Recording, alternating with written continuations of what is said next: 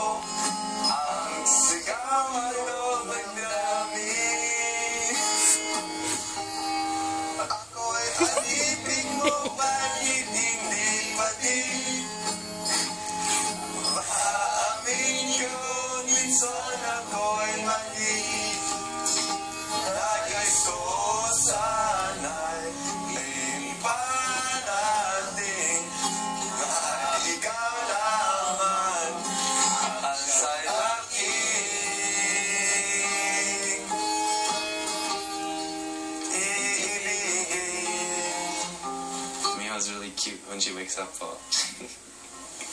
Magandang umaga, Mio. Sana kong sarap ang tulog mo. Magluluto ako para sa'yo. Yes. Good morning, guys. Good morning. Good morning, everyone. Good morning.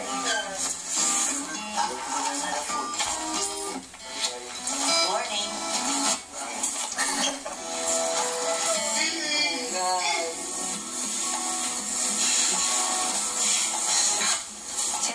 Masarap po sa paggising dahil kinakantahan ka, kuya. Thank you guys for helping out. Kasi kung ba sana yung wala na dito sa Pilipinas yung mo. Si Tommy agad namang naghanda ng agahan. Mio? She's waiting.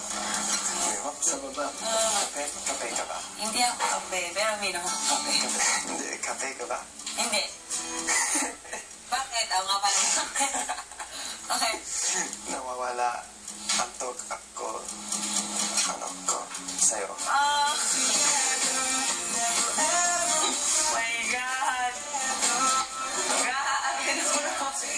Do something for the girl you care about. I guess with this courting, I want to show Miho that I will treat her like a princess, you know? Kuya Tommy, pinagluluto ka pa, oh. Nakakatakot ako kung nangyayari kasi. Kuya, masarap po lang talaga na may naghahanda ng pagkain para sa iyo. Habang nagpapasalamat po ako sa ganun. Miho? Kain na? Dito ka. Sweet pala siya. Ewan ko kung bakit, ewan ko kung bakit. Pero, bawat isang kilos niya, nararamdaman ko po yung gusto niyang iparating sa akin. Thank you sa pagluluto. Minsan, sometimes I just Masaya ako para magluto.